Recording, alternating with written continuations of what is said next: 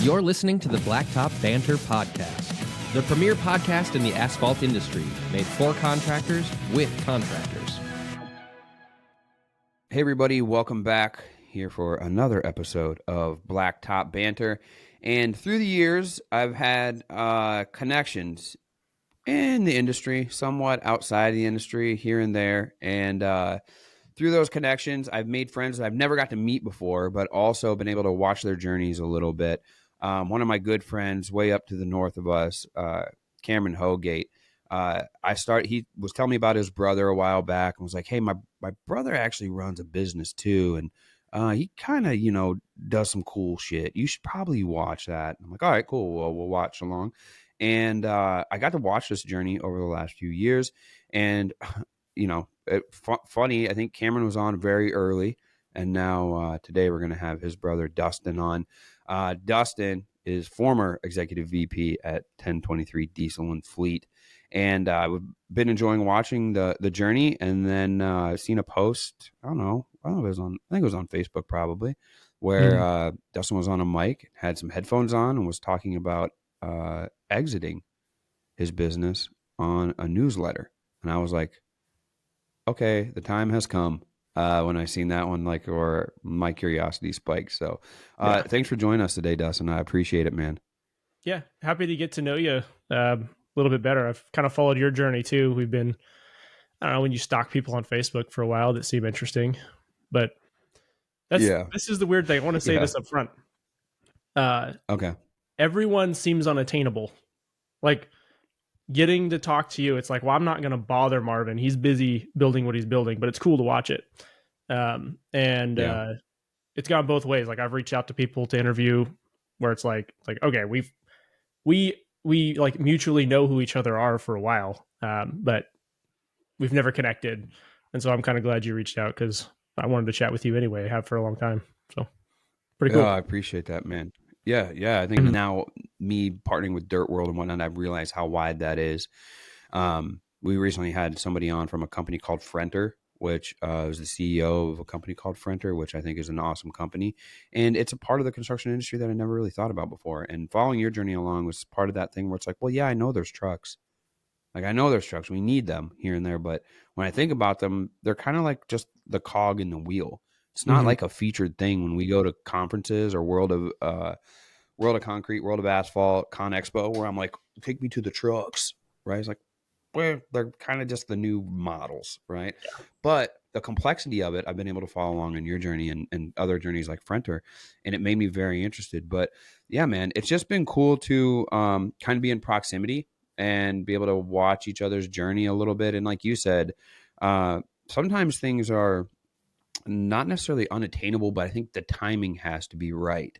Yeah. And we could have spoke, and I'm not saying like your company was like my company, I feel like is just basic. Like, it's a seal coat company. But all of a sudden something happens at some point in these companies and their journeys, or not. And even the people that are successful for a long time, they're like, yeah, I ran it for 30 years. It's like, well, that's probably an interesting conversation that we're going to have. Right. Yeah. But we're both younger men, and you just kind of in the building stages, no one really is all that curious. But then all of a sudden something happens, or something does happen that is a unique thing or revolutionary. And then all of a sudden it's like, oh, we need to have a conversation now. So in order for me to see that, we had to be in proximity. So I would love for you to tell us a little bit about kind of how you got started, what it was like for you growing up, how you got interested in that type of stuff, and just how you got into that. But I think, first of all, the best part would be to tell us about 1023 Diesel and Fleet and what it is, and then how you got into it. Yeah. Well, as you can see, I still rep the brand, if you're watching. That's right. Company man. I love the company. I absolutely love the company, and I love what we built. Didn't leave because it's a bad place.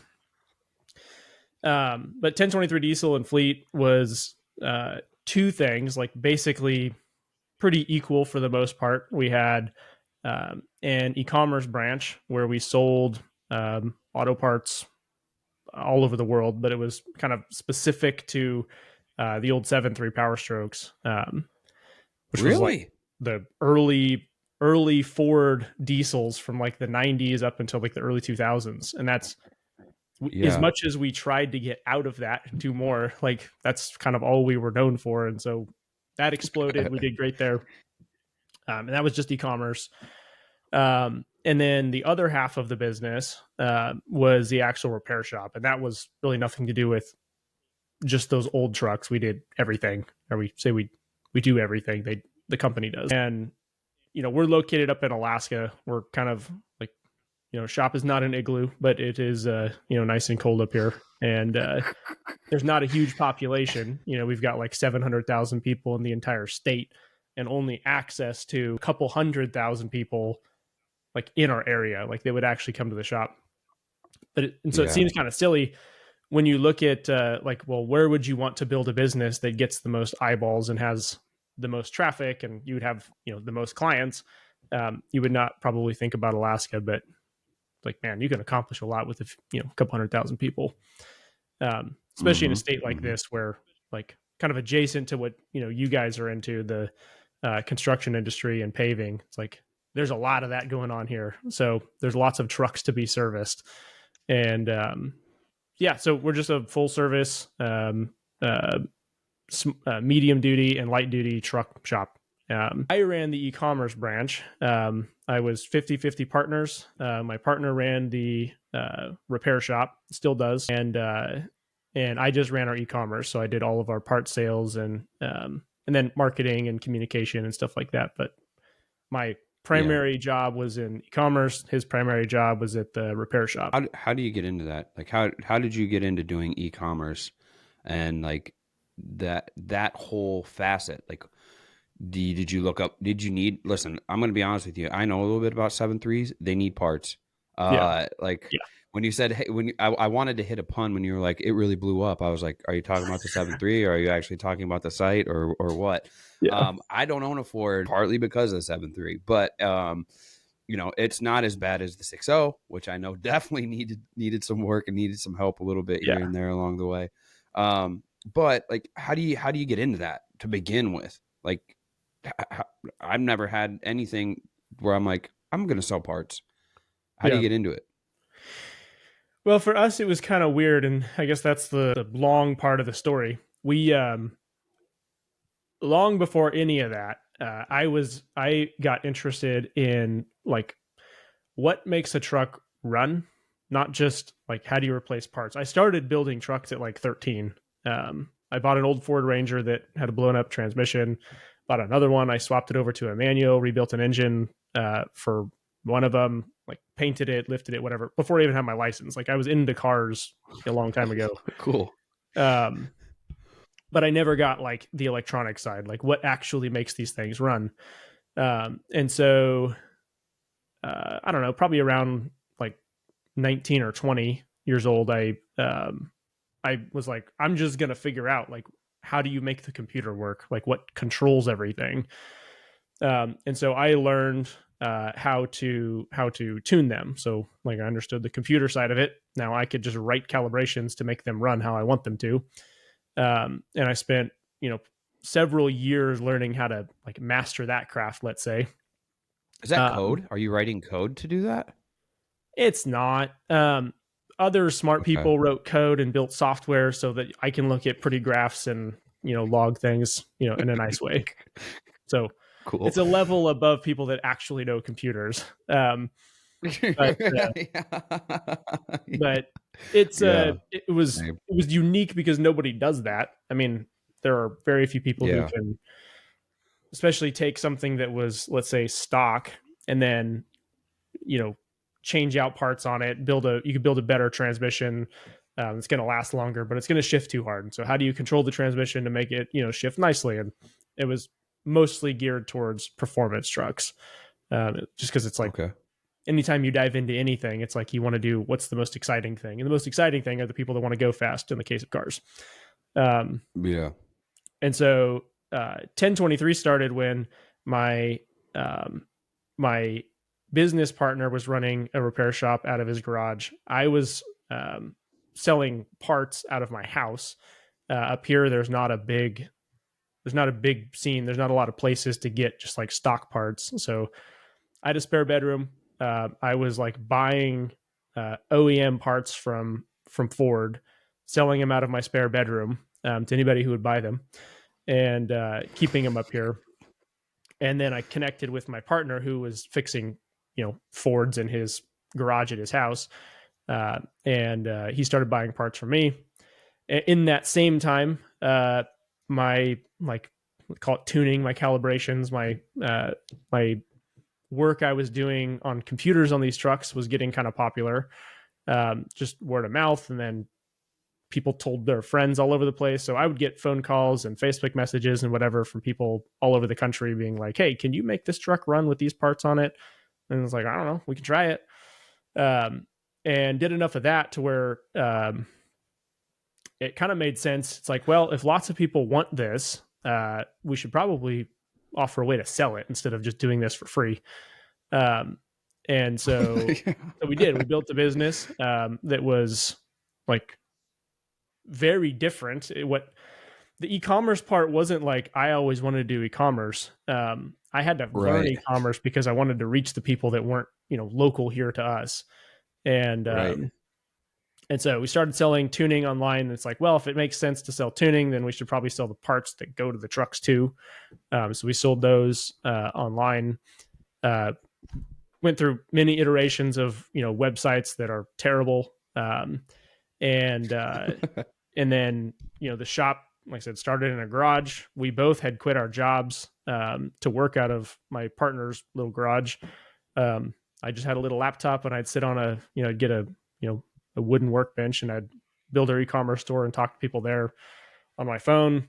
And my partner would work behind me in the noisy garage fixing trucks. And while you're on the phone. No, it wasn't ideal. And because it wasn't ideal, and because there were lots of people who wanted what we had, we were able to make the choices to move into a bigger shop and a bigger shop and a bigger shop, and eventually ended up in a couple of years ago. We bought about a 12,000 square foot, like really nice place. So, wow. I want to ask you before you get going too much further, because I'm going to forget the question. So when you designed the tunes for the parts that they had, how did you send those to people? Was it just on a file, or did you have to send them a computer chip? Did you take their chip and then redo it? How does that work? So the files would go on a specific device on a chip. So you're right about that. That if somebody already had one, I could email them a file. They could put it on their own chip, or if they wanted to buy a chip with a file on it, I could buy the device. I would stock the devices. Figure out everything I need to know about their vehicle. I would build the files, stick them on the device, and just ship them everything. So it could be either one. Sick, bro. Yeah, that's sick. Well, sort of. I knew. It was great for a long time. Yeah, that's just sick. The process, but I'm before that. We were born before that, or at least I was. I'm 38. So that didn't happen. You had to take it somewhere, and then they mechanically moved everything to really get it tuned how you wanted it to, and then we figured about plugging in diagnostic and recoding everything.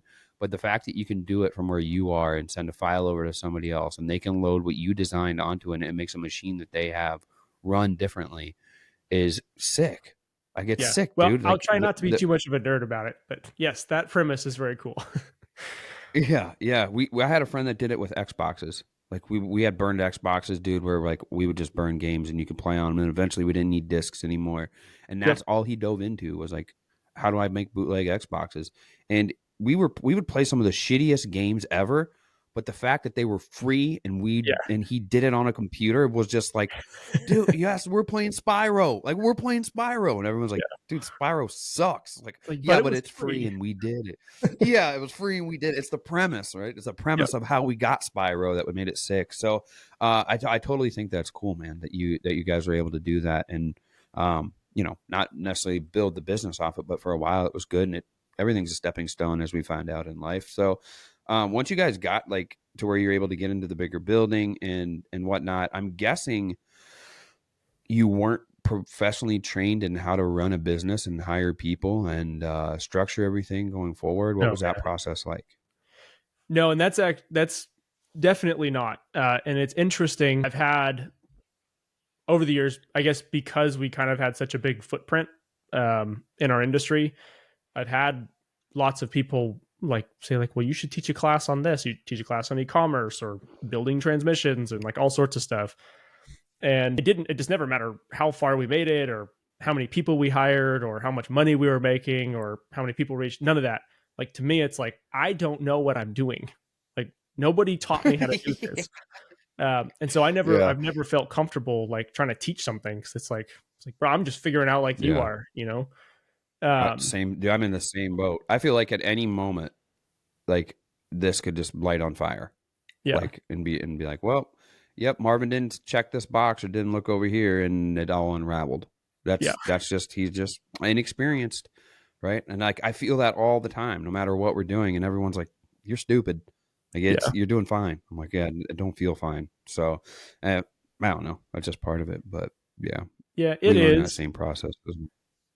But that's, I mean, to me, that's interesting because like, I don't know your whole backstory, but from what I understand from people have told me and then just following along, which by the way, lots of people that know you speak very highly of you. I know it's weird to come on your podcast. I appreciate that. But that's a good thing though. It's, you did something that most people aren't doing. Like you said, hey, there's, this is just my take. You can correct me where I'm wrong, but the overview that I see I can't wait. That you took an industry that's like very old and it's full of a lot of people that kind of just got into it because you could get into it, not because they necessarily had a passion for it or cared about it or whatever. It was just a job that you could do as long as my back works, you know?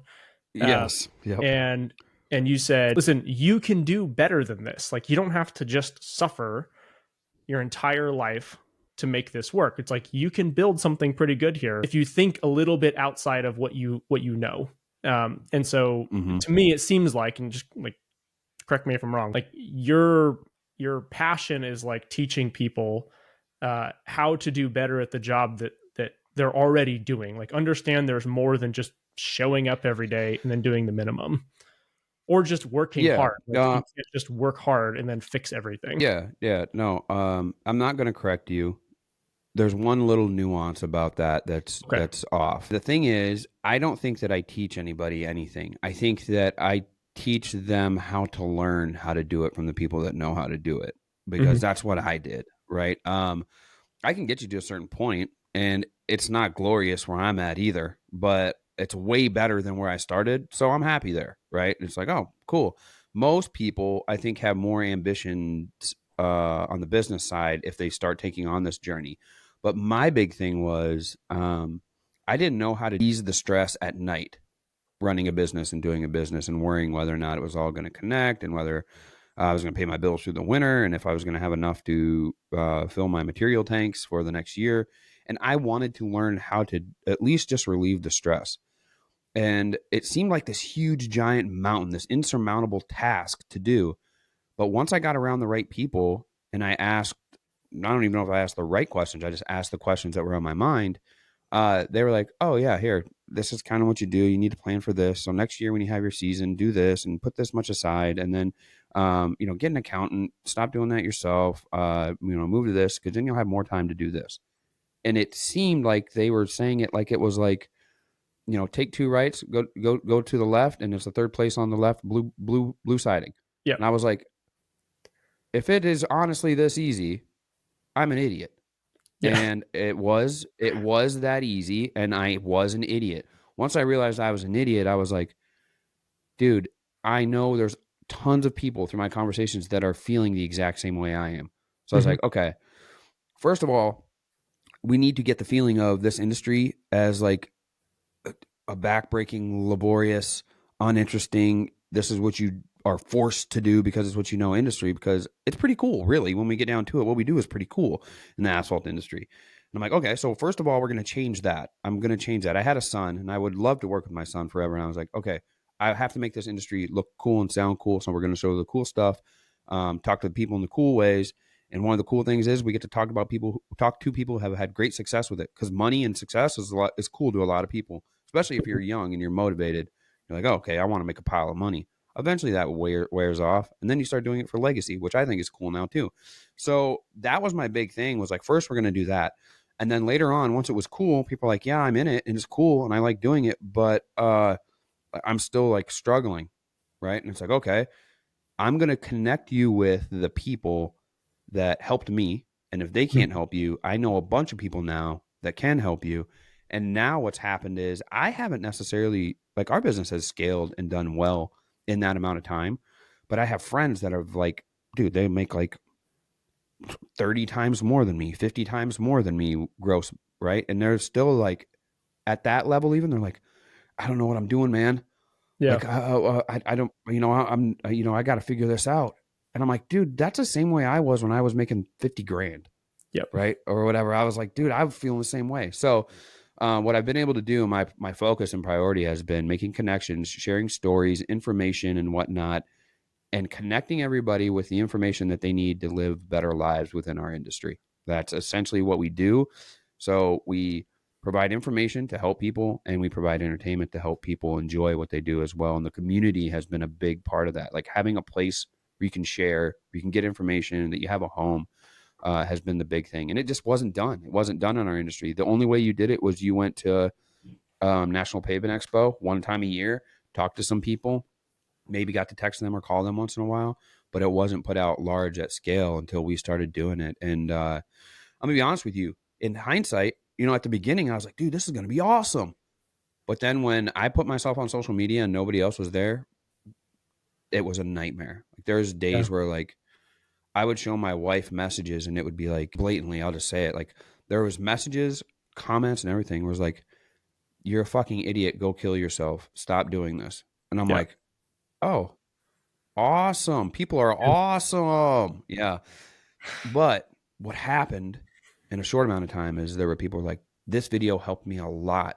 Thank you so much. We're looking forward to more content. And those little things kept us going and kept me going and kept me doing it, because I was an introvert trying to be an extrovert to help people. Those little things kept it going. But yeah, I think you find a gap. I mean, it sounded like you guys found a gap where you're like, not a lot of parts around here. And not only that, but we can fix your trucks and we can tune them specifically. And if you can niche in to that spot and really own it and start going towards what you envision it could be, you're going to make all the right moves, but you're going to be moving in that direction no matter what. All of a sudden things start to catch. And it's like, I think that's kind of what happened with you all. Like, it's not like I've seen 1023 everywhere all over my stuff, but I just kept watching an increase and watching an increase. And I knew that you guys were grinding. And I was like, oh, cool. This is going to be cool someday. So the structures that went into like your success, and the fact that you didn't know the business side of it or didn't know what you're doing, like I said, we still don't know what we're doing. What were some of those that were like, yeah, this really helped us get our foundation correct or get our framework correct? Yeah. Well, fundamental to that, I think, is in order to grow something in a niche of any kind, as far as I can tell, just like you said, we faced the same kind of problems. It was like, well, to me, it made sense that we had to produce content around the thing that we're selling in a niche where no one's doing it. And one of the most important things for that is the adversity. When people talk about like facing adversity in business, it's not just like financial.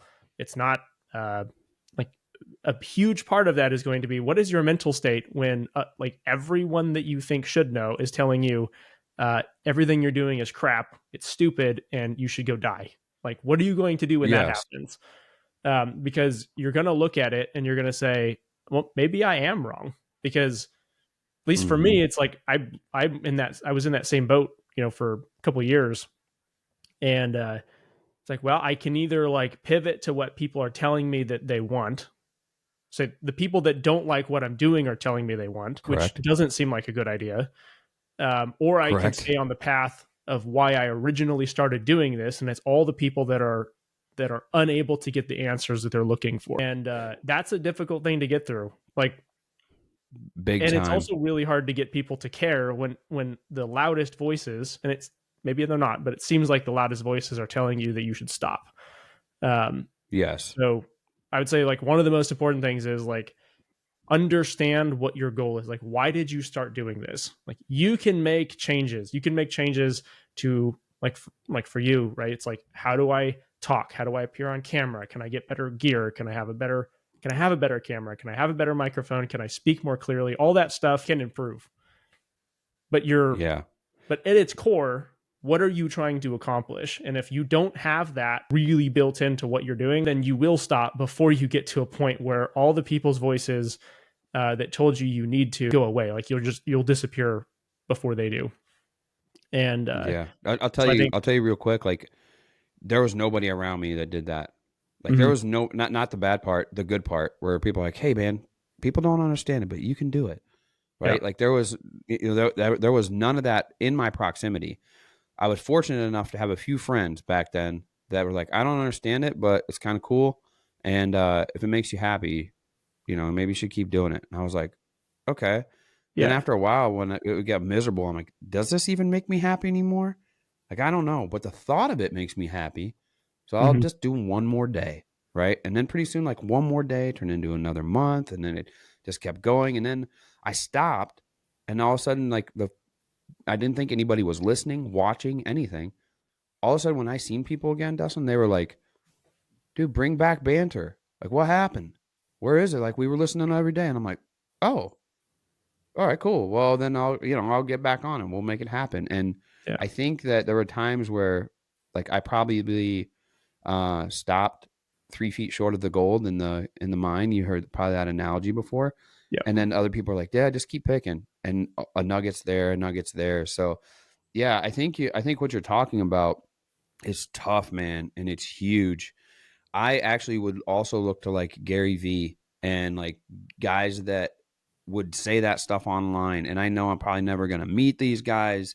Maybe I will. Shit. My life's getting very interesting as of late, but like just somebody that I knew that was successful, when they would literally look at you and like, I know everybody around you saying no, and that you should do this and you shouldn't do that and whatever. And I'm like, they know my life. Yeah. And they're successful and dang, they're happy. Okay. That's what I'm going to do. I'm going to keep going. So you're right. A lot of it is mental, and it's building up mental strength. You talked about my videos like before, like how I improved myself, my articulation, the video quality, how I communicate well. I very rarely say and that was a big thing early on in my podcast was like hashtag don't say because I said all the time. But had a conversation with Bryce Harum. He's out of Central Paving out of Washington State today, also in the Black Top Banter Success Group. And he's wanting to do, more content creation and things. And I challenged him. I was like, dude, go look at my Wiscoat videos early on. If you think that I just popped out of the womb, polished and ready to do podcasting and videos, you're about to be sorely mistaken if you go watch those videos. I think you have to prepare yourself, and that is part of the structure. You're totally right. Well, as long as you have a good enough reason and you're unwilling to stop. I don't know why, but I always struggle when people like Gary Vee or Grant Cardone or any of the, like, if you're interested in business, the people you're probably going to stumble across at some point, whenever they say things like that, it's like ignore the haters and just keep going. Like, at least for me, until I actually experience it, I can hear you. I don't know what you're talking about. Like, I can't apply it to what I'm going to actually go through. And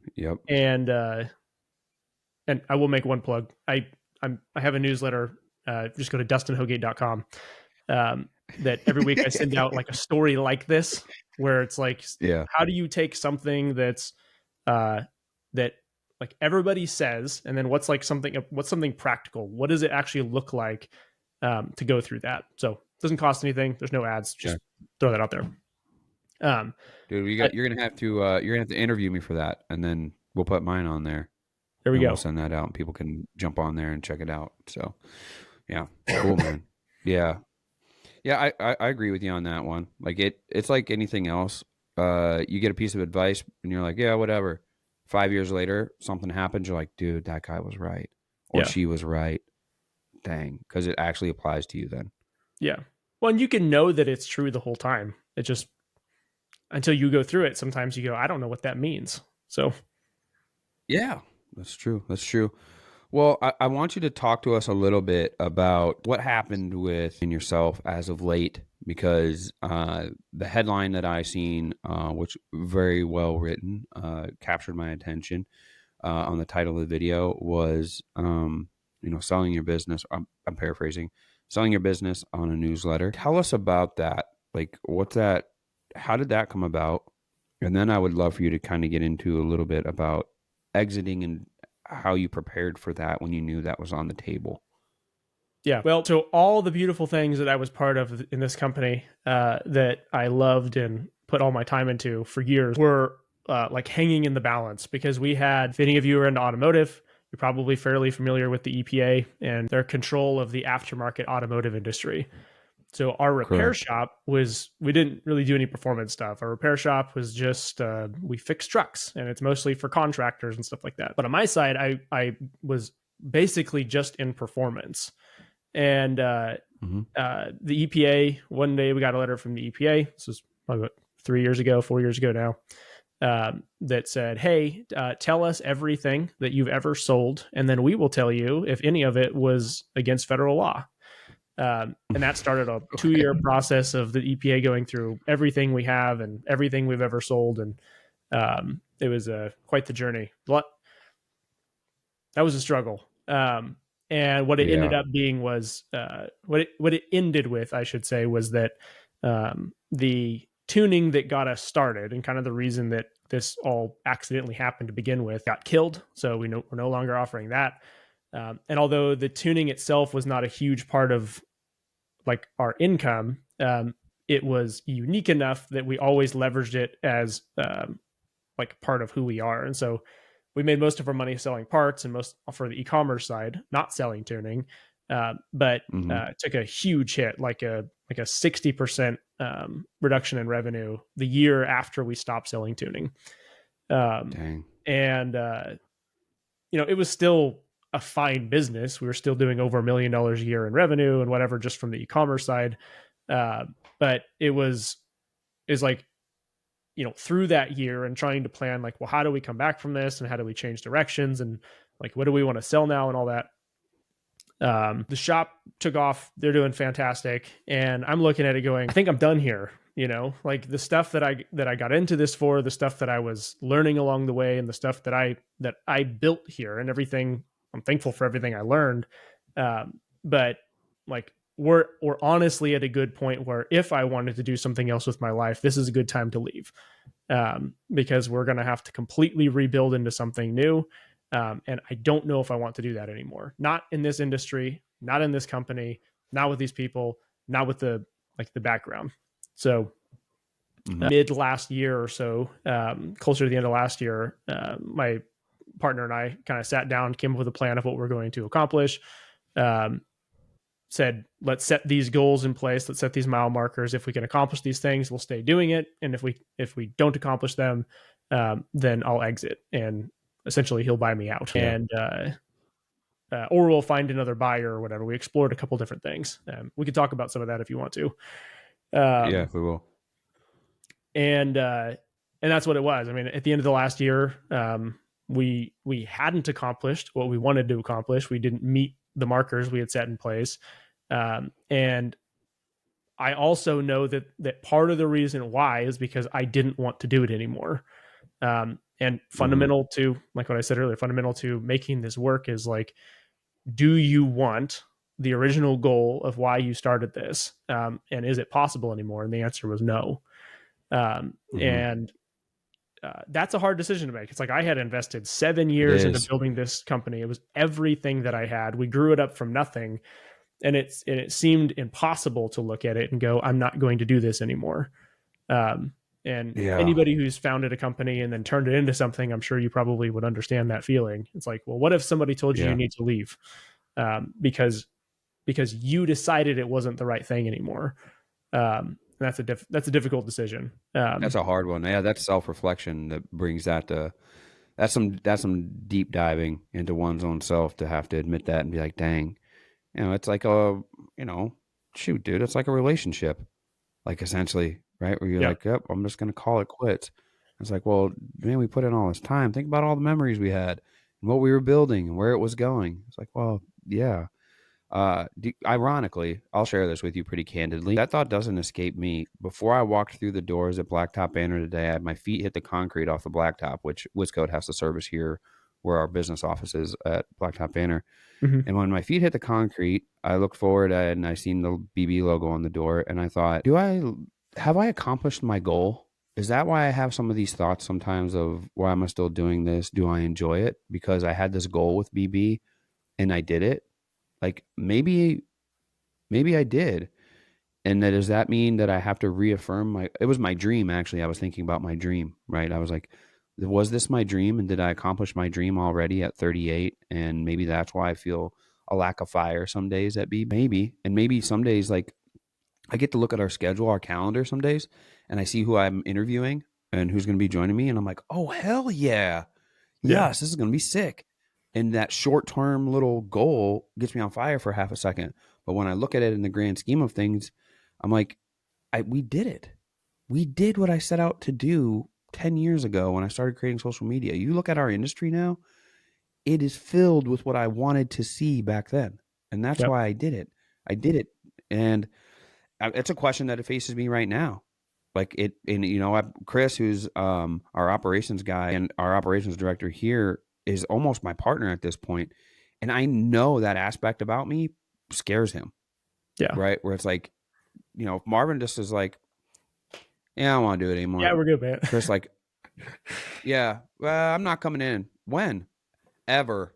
Right. Yeah. He's gonna be like, holy shit, because he wants to be invested and put into it, and he believes the dream of beyond here, which I don't share completely with him, right? Because my dream had been there. So it's a lot easier for me, and I think this is where you found it probably. It's a lot easier for me to find something completely new and invest in that and dream with that than it is to take a dream and build another level on top of that same dream.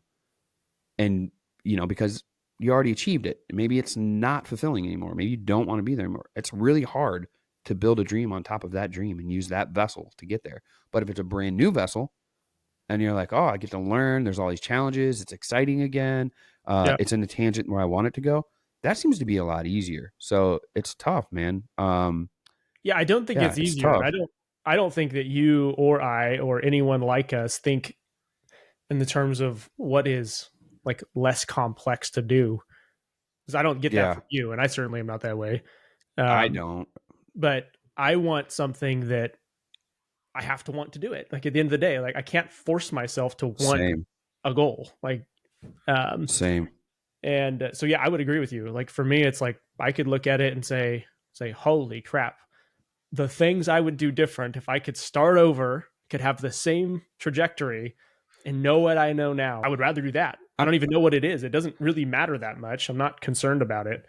But there's a lot of things that need improved, and there's a lot of jobs to do, and there's a lot to accomplish.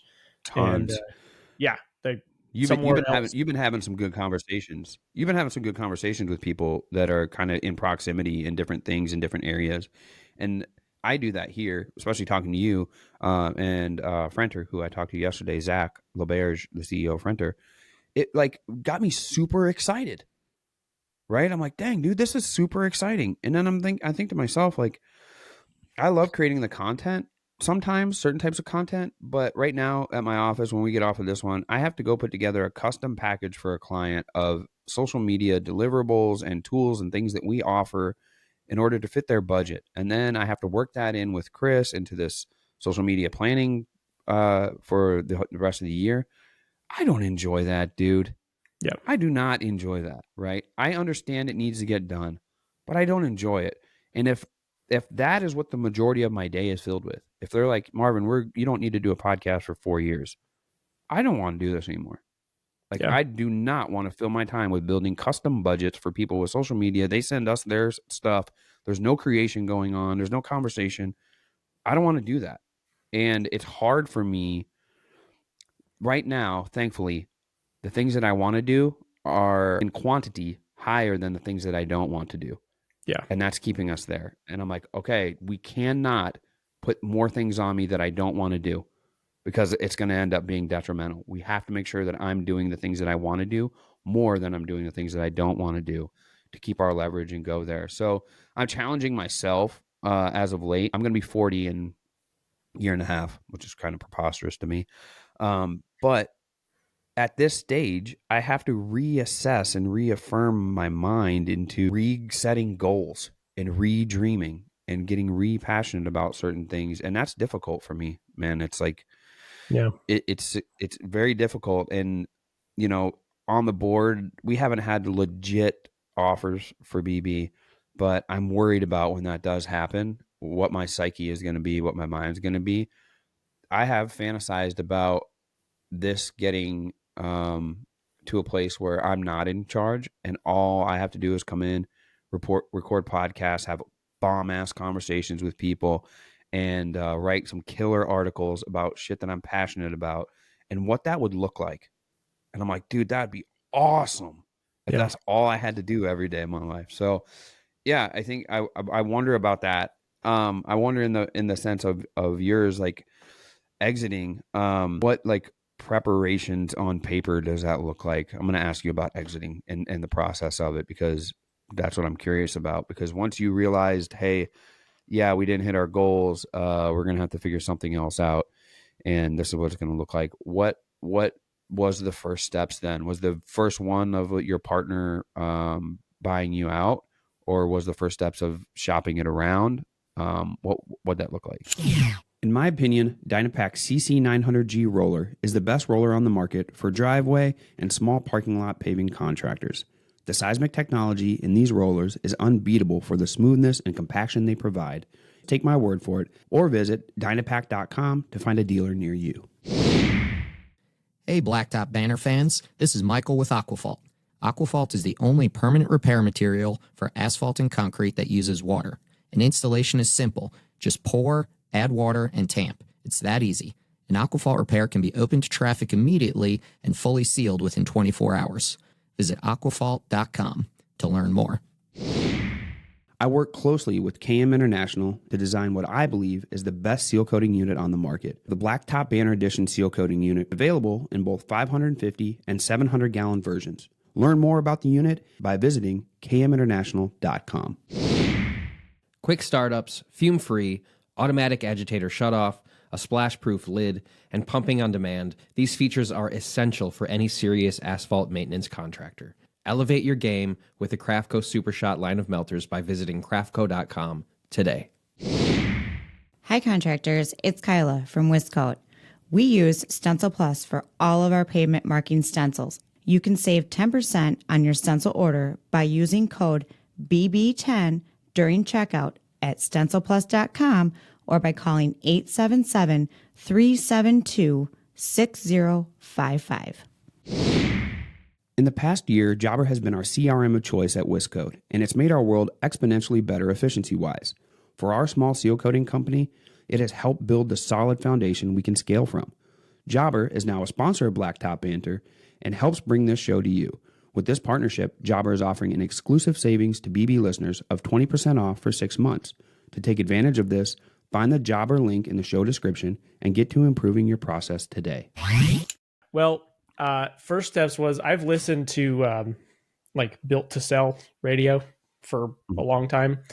And then it doesn't take long of listening to people that just like build businesses and exit them, and apparently are smarter than I am by a long shot, to go, I don't have a clue what you're talking about. All I know is I built this thing. This thing is worth some stuff, and I would like to be out of it now. Yes. So the truth is, for us, it would have been a year and a half ago, we had considered my exit anyway. And so we had already like written up a contract that at that time, that's when we had said, well, let's do one more year. Let's set these goalposts, see if we can hit them. Which, by the way, was a mistake. I was mentally out of it before that happened. And I should have just left then. We should have done it then, but we didn't. Followed through then. And it was okay either way. So we pretty much just pulled that contract back out again, made a couple adjustments, and got it ready to go. But like we didn't have what it looked like was my partner and I agreed on it. We said, yeah, if you're out, you're out. We're not going to do this. And I'm very thankful. A lot of people complain about partnerships, and there's a lot of things that I think would be different in a good way if I hadn't had a partnership. But I did have a great partner. And it's definitely something where we could sit down together and say, like, he could say, this is how I'm feeling, this is what I want. I could say the same thing, and we would both hear each other, and that's a lot. That's a lot. Most people don't have that. True. But basically, what it looked like was we decided, hey, we're going to kill the e-commerce, and I'm going to leave. What do you think? Like, do you want to buy me out? If you do, what would that look like? And if you don't, do you want me to find somebody that will? Because you're going to have to partner with whoever comes in here next. And so we did float the idea to a couple of people. We twice, two different companies, we floated selling basically our brand to, because our brand was most valuable for e-commerce. We had just massive amounts of traffic and attention and all that. But Yep. it would have still been too damaging to sell the brand for anything that it was worth at that point, because the brand come with the store and people would buy it for the store. Yeah. To be worth damaging like the shop itself, like what somebody could have done with the brand could have damaged the shop. And so ultimately, and it was up to him, it was up to my partner to decide, do you want to partner with somebody? Do you want somebody else to take the brand and we will rebrand the shop? Or do you want to just take the whole thing and we'll just close the e-commerce side? Which one do you want? And he decided ultimately to keep the brand and take it all under his control. But it really was just a conversation. There was no like letter of intent written. There was no like a lot of the stuff that people talk about that's kind of complex for, I guess, bigger businesses or something. I'm not really sure what people use all that for. For us, I think it's probably like a unique situation. Like each situation is probably unique. Yeah. You know, where like it depends on the person. Like with me, I'm probably like, okay, dude, yeah, that sounds good. Let's do it. Where I know for sure people that I would go into partnership with and whatnot would be like, I want this all written out, what it looks like, what this is going to look like, what this percentage is going to be, what all this is, and how this goes. And I'm not that way. If it gets to be that, it gets to be too much of a hassle. I'm just like, fine, dude, take it. Like, you know, I got to figure, but I'm not going to do that. But that's what I feel like. It's just like, dude, it ain't worth it. So yeah, well, that's nice. I've seen it both ways. A lot of partnerships in the asphalt industry. Some of them have worked out fantastically, and then some of them have worked out like nightmares. And it's like, dude, it's like a mixed bag. And I think you kind of gotta. It's like any other relationship. You compromise some to make it go well. And sounds like you guys did that. Yeah. I mean, that's the frustrating thing about partnership, even one that works well, is like we worked really well together, like probably as good as a partnership could be. Never argued about anything, and pretty much whatever the other person presented, if it was a good idea, we would do it. We're both very, I think, pretty reasonable people. Yeah. You can't really define that. I don't know what that means, but there's also a lot of things like that. Like neither one of us would say we would want to do because it wouldn't align with what the other person wanted. And so I am still, despite being as good as the partnership could be and everything working out like we still built something incredible together. I still don't think that I would do a partnership again. I don't think I would. Yeah. You don't have that sense of control. Like I want the sense of control to be wrong. Not just right. I want to be able to be wrong, and I want to be right. This one of somebody else to point and be like, hey, you know, and I totally agree. Right now, all of my businesses are just me, but in the future, the proposition is to have a partner in one of those businesses, and it's like that situation is unique because of what they bring to the table and what they kind of inspire in me to do. But I already know, just by interacting with this person from time to time, that I'm going to run into that same thing where I'm not even going to mention it or bring it up because I either know it's going to be abrasive or it's just not going to fly. Right. And I don't know if you're familiar with EOS, like the Entrepreneur Operating System. Gino Wickman wrote the book called Traction, and another one called Rocket Fuel. But in that, the Entrepreneur Operating System is a visionary and an integrator, and I'm I'm 1000% visionary. I can integrate. I work well with my hands, but only to a certain point. I can have all these dreams and these visions of how it's going to work and go all the way down, but I can't do it. So then therefore, when I try to articulate that and say, hey, I need you to do this, they don't understand why, first of all. So it gets abrasive. And then there has to be a belief like I have in it, which don't always happen. So once you get to kind of know somebody personally, you understand whether this idea is going to fly with them or not fly with them, whether we're going to be able to do it or not. And if I have complete reign over everything, I might do it half-ass, but it's getting done and I wanted it to get done. It's like, well, okay, I would rather have that sometimes than it not get done at all. And that's hard in a partnership. Yeah, it's really hard. I think it leaves somebody always feeling like they're not in control, or they're not doing enough, or someone else isn't doing enough. And it's much easier. Like, probably the most valuable thing that you could be in the position of somebody who's going to lead a company in direction is a visionary. Like, that is the job of like a CEO, and I'm very much that way too. It's like, especially in the beginning when you're just like digging through how you're going to do something, it's like, I will sit down and I will work, 20 hours a day and fall asleep on my desk for 4 hours until we figure this thing out, But then once that problem is solved, like, I'm not going to do operations. Like, I am not going to build a process to make that work every day. It's not going to happen. And it's not like I can straight up tell you, it will never happen. I will not do it. And if you want me to, then it's going to fail.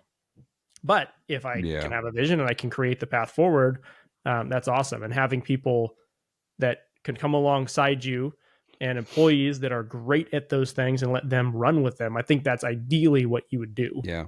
And there's people that are passionate about that, Dustin. Like, there's people that are passionate where they're like, I don't want to figure it out. I want it to be figured out and me make that work. Like, I want to be the one to pop, put the puzzle together. Like, you can give me the picture, but I want to put it all together and make it function. And to me, it's like my accountant. Like, when I go in, my accountant's just like, what do you have for me? And I'm like, you're sick. Yeah, what is wrong with you? You're sick. Like, yeah, what is wrong with you? Like, there's never any. If there's a hell, it's going to be, Marvin, we need you to do expense reports for eternity. And I'm going to be like, but there's some people and they love it. And I'll tell you a quick story. We were in math in high school and I'm struggling. Thank God at River Valley High School in southwestern Wisconsin, you only need 2 credits of math to graduate. If it would have been 3, your boy wouldn't have made it. There was no easy math class after the 2 credits. I was failing Algebra 2 miserably, taking a test, trying to figure this out. And a young lady sits in front of me who openly has expressed how much she's good at math. That we do the test. I'm struggling. It's 5 minutes in. I hear her pencil click. She turns around, looks at me. She's like, I just love math. Turns back around. And that was my first foray into, you either love something or you don't. And that determines how well you do at it. And I stood up, took my test to the teacher, and I said, I'm leaving the class. I'm going to go to study hall. She's like, is everything okay? I was like, yeah, I'm leaving the class like forever. She's like, oh, well, you should probably go to guidance counselor. And I'm like, yeah, probably. I'm going to take large animal science. Took large animal science, got into the ag side of it, loved it, loved the anatomy of the animals and figuring all that stuff out. Got my credit that I needed for that year, not for math, and never looked back. And it was just like, that girl, 1,000,000 times %, I knew was going to be an accountant and is, and a master accountant. And she probably loves it. Not this guy. No way, dude. I liked to talk, make funny skits, do creative writing in English. And now here we are, right? Talking, telling stories, writing stories. I should have leaned into that a little bit more early on. Thank God. Like, people say whatever they want about social media. That shit probably saved my life. Like, social media probably saved my life. Being able to be creative, put stuff out there about what I do in this space. If I wouldn't have had that, I don't know what the hell I would have done. The whole reason I went to my first conference, which was a green industry conference, was because I told my wife, I was like, if all I do is go home, make Black Top black, come back, pay bills, go to sleep, wake up, go make Black Top black, pay bills, go to sleep. I want to die right now. Yep. Like I'm only 25. I might live to 100. I might work until I'm 70. That's 45, 50 years of this over and over again. No, Nothing more miserable no than thanks. that. No way. That's the second level of hell in eternity. All right. First one's doing expense reports, and the second thing is on repeat, Groundhog Day, over and over and over and over again. This last year was my favorite year seal coating because Eli, my son, was able to be out there with me. We shot the shit. I got to like joke around with him a little bit, spray him with a little bit of sealer every now and then like trip him up with the hose. And, it was the most enjoyable it's ever been because it was not the monotony of make Black Top black, go home, make Black Top black, go home. When I was able to kind of show the work and interact with people in the community around my work, game changer, dude. And now, like conversations with you, like we're having right here, and conversations I get to have with interesting people all over is the next level for me beyond that. So it still makes what I do now at Wiscoat interesting.